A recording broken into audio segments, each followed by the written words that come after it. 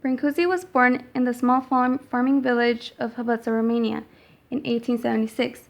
He had a difficult childhood and decided to run away at age 11. In 1898, Brancusi studied modeling and life sculpture at Bucharest's National School of Fine Arts, winning awards for his work in competitions. In 1904, he moved from Romania to Paris, traveling most of the way on foot. His trip to France became a legend, and he was known as a peasant with an exotic heritage because he always wore Romanian peasant clothing, even on formal occasions, and carved all of his own furniture. From 1905 to 1907, Brancusi trained in sculpture and modeling at the École des Beaux-Arts, in the sculpture studio of Anton and Mercy. Brancusi began working as a studio assistant to Auguste Rodin in 1907, but left after only a month, explaining nothing grows under the shadow of big trees. Right after leaving Rodin's studio, Brancusi started making his own sculpting style. He used the same name as one of Rodin's most famous sculptors, but his work was the complete opposite in material and subject. Around 1909, Brancusi started creating smoother and more contoured sculptures in marble and bronze. Brancusi's work first made it to America in 1913. 5 of his sculptures were in the Armory Show in New York.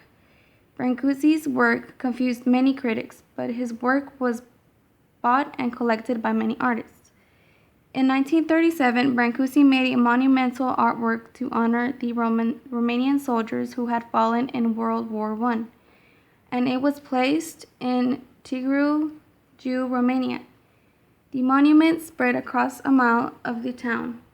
Even though it was supposed to be an honorable reminder of the soldiers, many people did not think of it as something memorial. The memorial was damaged by a person who believed it was a corrupt example of Western art. Brancusi received his first retrospective in 1955 at the Guggenheim Museum in New York. Throughout his life, he had carefully arranged and documented the placement of sculptures in his Paris studio. When he died in 1957, he left his studio to the city's Museum of Modern Art. To this day, his artworks are in a Renzo piano design building outside the Pompidou Center. In Brancusi's art piece of Bird in Space, Brancusi had big lawsuit problems. Some people did not see this particular piece as art. It was compared to another one of his pieces called Princess X, and many people saw more of a phallic form to it. Edward Steen, the photographer and owner of the piece, filed a lawsuit. Brancusi had won, and his art was marked as abstract art.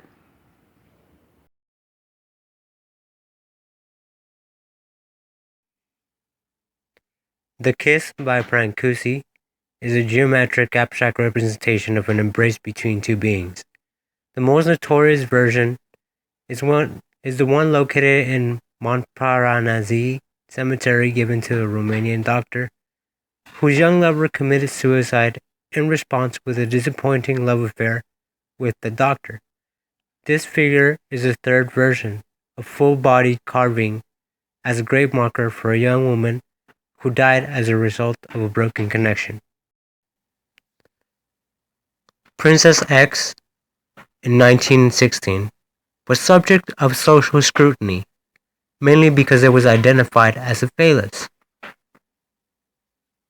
During the exhibition in New York, where the French Prime Minister was to see the gallery, Brancusi was asked to remove the sculpture due to its resemblance to an obscene figure.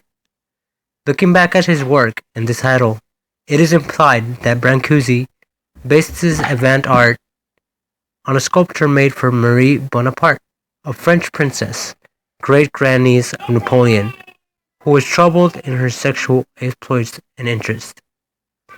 The figure is called Woman Looking in a Mirror.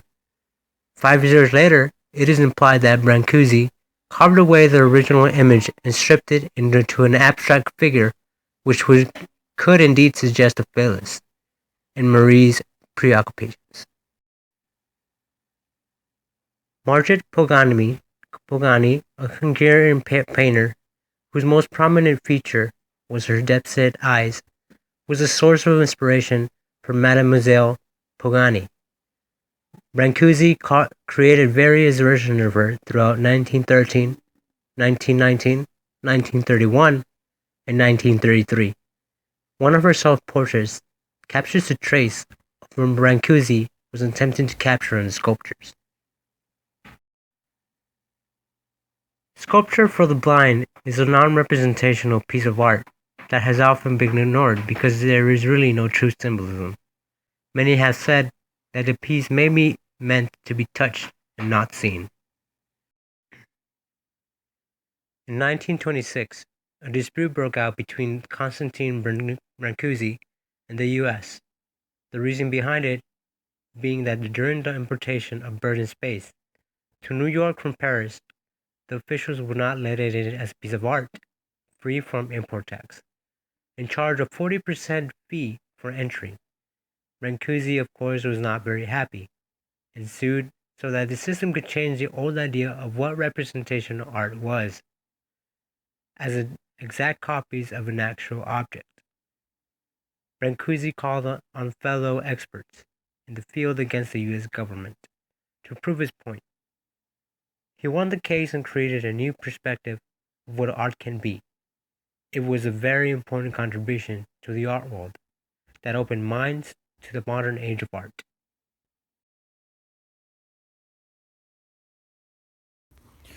Brancusi's bird in space, when it arrived in the United States, was met with officials not considering it a sculpture at all. Under law, if the sculpture was considered a work of art, it was free of all import taxes.